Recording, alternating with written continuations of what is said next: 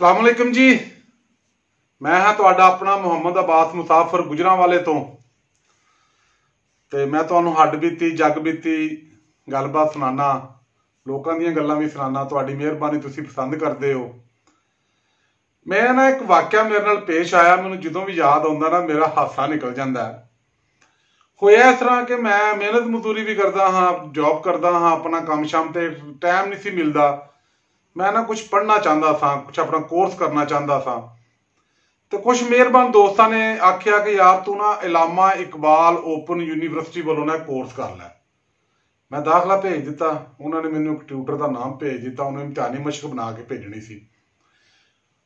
हुण ते घट है, लेकिन अज तो कुछ 10-20 साल पिछे टुर जाइए, 10 साल पिछे ते दोधिया ने ना मोस्टली ज्यादातर रखे सन यामा मोटरसाइकिल दुध खड़ना से। होया है कि मैं सोचा कि जिहड़ा मेरा ट्यूटर है वो शहर दे विच रहिंदा है, नज़दीक रहिंदा है। मैं जो बाई डाक भेजांगा, पैसे लगणगे, वक्त भी लगेगा, क्यों ना मैं बाई हैंड दे आवां।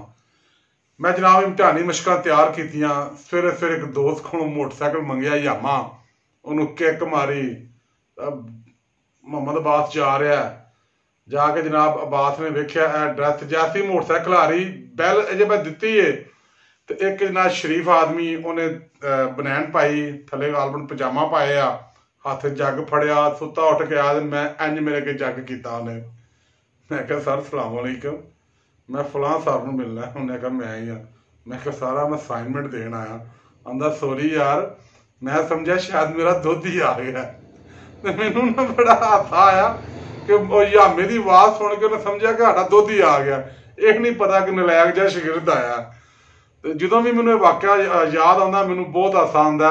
अल्लाह ताला मेरे उस उस्ताद को सलामत रखे कि उन्हें बिल्कुल बुरा नहीं मनाया, बड़ी खंदा पछानी नाल पेश आए, मेरे को असाइनमेंटा लैके अंदर चले गए।